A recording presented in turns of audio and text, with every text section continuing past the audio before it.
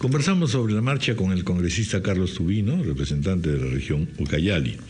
Al respecto de ese punto también, que nos va a contar exactamente qué es lo que viene ocurriendo en una región tan importante y que al mismo tiempo conoce pues variedad de necesidades, nosotros el día de ayer tuvimos en RPP con Centrum una realización sumamente interesante que fue diálogo con casi la mayoría de gobiernos regionales.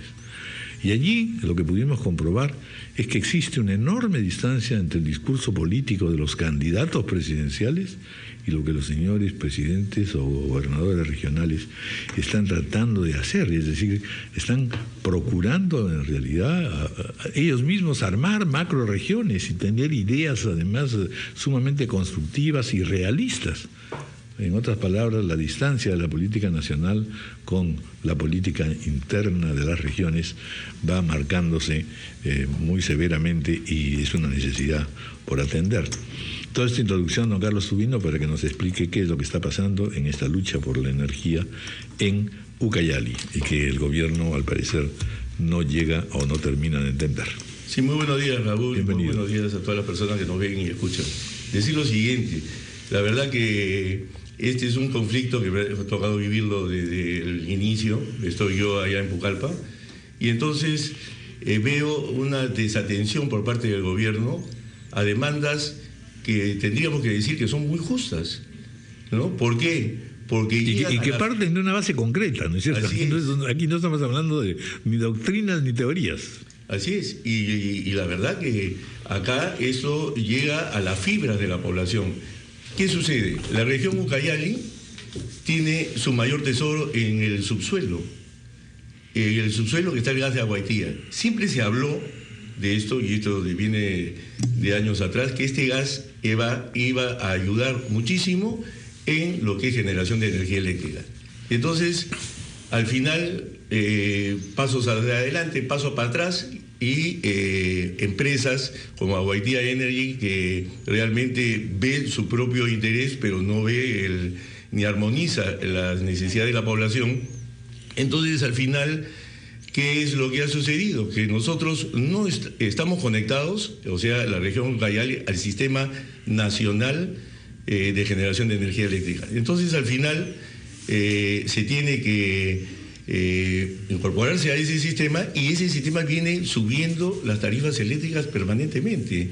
Iquitos, que genera su propia energía eléctrica, paga la mitad de la energía que se paga hoy día en la región Ucayali. Y la población de una región que tiene tantísimas necesidades, hoy día paga más por la energía eléctrica que en Lima. Entonces, por ejemplo, pregunta que se hace el pueblo: ¿qué tenemos que ver nosotros con el gasoducto del sur, que está indexado a la tarifa eléctrica? Entonces, todo esto está todo en un pliego de reclamos, porque no solamente es el tema de tarifas eléctricas, es la masificación del gas de Aguaitía, y con una completa falta de prudencia que dijo el gobierno hace meses atrás. Dijeron, mira, la masificación del gas de la región Ucayali no se va a hacer con el gas de Aguaitía, porque tenemos, hay un conflicto que tiene el Estado con la compañía Aguaitía Energy. Se va a hacer con el gas de Camisea. Se tendrá que traer en camiones, que hay tantas dificultades. Pero una cosa delirante. Claro. Pero si tienen el gas ahí, pues. A eso vamos. Entonces, por ejemplo, esas dos cosas ya llega a la fibra de la población. Pero lógico. Entonces, y encima se ha dicho muy rápido el congresista Tubino, pero permítame recordarle a la gente que las tarifas eléctricas de los usuarios comunes, perdón, no de empresas, sino de usuarios, por ejemplo, a la población de Pucallpa también, estamos pagando pues infraestructura que se supone estar a cargo del Estado o de privados o de asociaciones públicas privadas. Y lo estamos pagando todos. Y por otro lado, tenemos, para terminar de complicar más la cosa, viene el tema forestal. Entonces, en el tema forestal, ¿qué cosa es lo que sucede? El 70% de la economía ucayalina es forestal. ¿Qué problema se ha venido suscitando a través del tiempo? Estado ausente en los bosques. Al estar el Estado ausente en los bosques, lógicamente que existe la tala ilegal. Pero la tala ilegal en regiones como la región Ucayali se constituye en un problema social. ¿Por qué? Porque está involucrada mucha gente.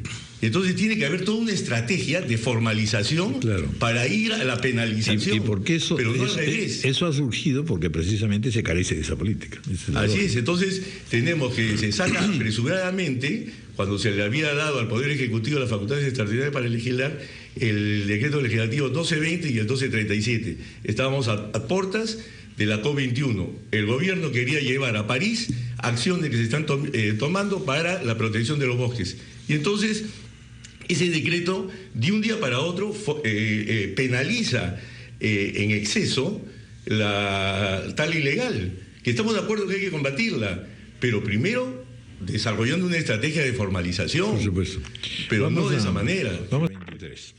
Bueno, entonces, don Carlos Tubino, finalmente, ¿qué es lo que va a ocurrir? Porque de todas maneras las autoridades van y se supone que podrían reiniciar conversaciones o iniciarlas.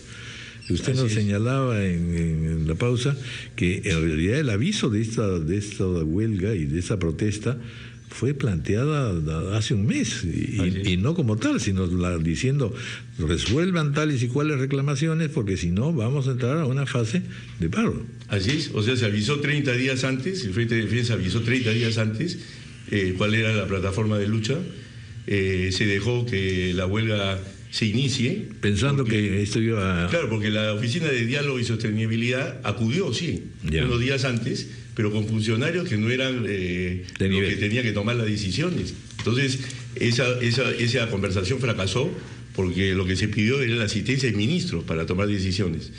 Entonces, ahí se dio inicio a la huelga.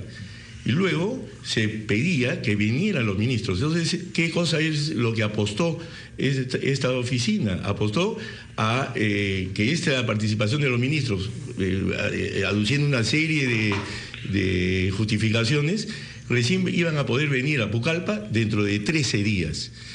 Un poco analizando el tema, pensando que esta huelga se iba a disolver, se iba a debilitar sola. Que no parecía tener tanta fuerza. Así es. Pero ha sido al revés. Y ahora con este panorama sigue complicado, porque tenemos un movimiento que ha crecido, al que se han sumado otras organizaciones de Pucallpa y de Ucayali. ¿Cuál es la salida? Claro, entonces ahora ya la gente está también sufriendo este paro, porque tienen que hacer hasta sus ollas comunes para comer en los asentamientos humanos, marchan, las marchas han sido pacíficas, ha habido actos de violencia, pero aislados, no producto de las mismas marchas, entonces en horas de la noche, en otros momentos. Entonces, ¿qué cosa es lo que se viene? Ahora se va a venir ya un diálogo que debe iniciarse el día lunes, ¿no? Se ha acordado que tenemos entendido que se va a levantar la huelga 24 horas antes, es lo que se ha planteado, y entonces al final el diálogo va a ser mucho más duro, y se está pidiendo que venga ya con soluciones, o sea que el diálogo se inicie ya con respuestas del Poder Ejecutivo ante los planteamientos que se han hecho. Y no recién iniciarlo. Hay un último aspecto que no ha tocado usted, pero que también nos lo señalaba en el diálogo previo, es todo el tema forestal. Así es. Denos una descripción de Claro, en el tema forestal hay todo un problema. ¿Por qué? Porque con este tema del cambio climático, lógicamente que hoy día las naciones desarrolladas del mundo miran hacia la Amazonía. Y miran porque nuestros bosques pueden mitigar el efecto invernadero de estos gases de dióxido de carbono que ellos emiten en un 91%. Entonces, ¿qué sucede? El Perú sí tiene una problemática en nuestros bosques porque existe la tala ilegal.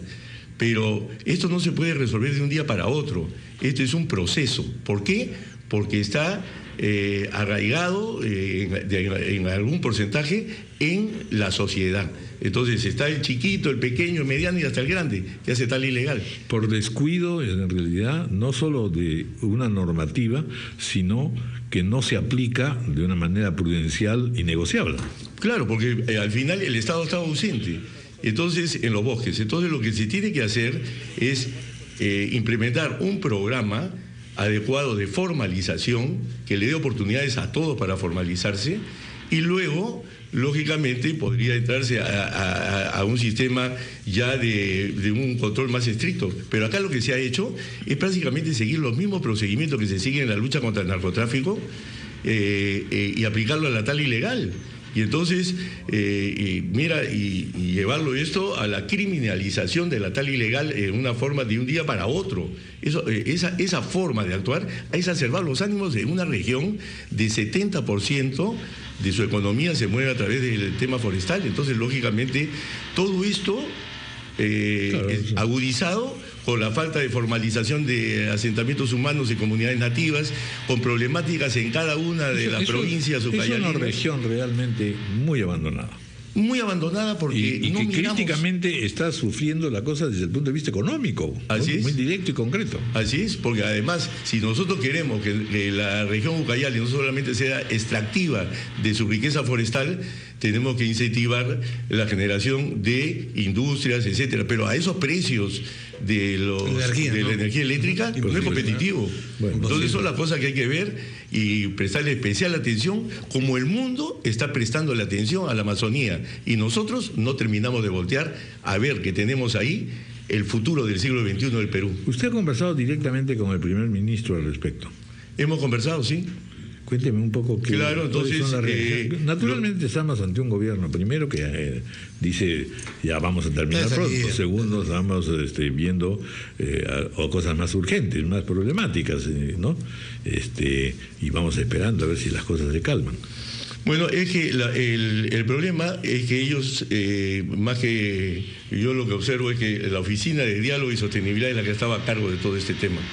Eso, por ejemplo, en el gobierno que nosotros esperamos de Keiko Fujimori, en el Plan Perú, nosotros no vamos a tener una oficina, vamos a tener un sistema de solución de conflictos, que es muy diferente a tener una oficina que realmente, en este caso, no ha hecho las cosas como ha debido hacer. Muy bien.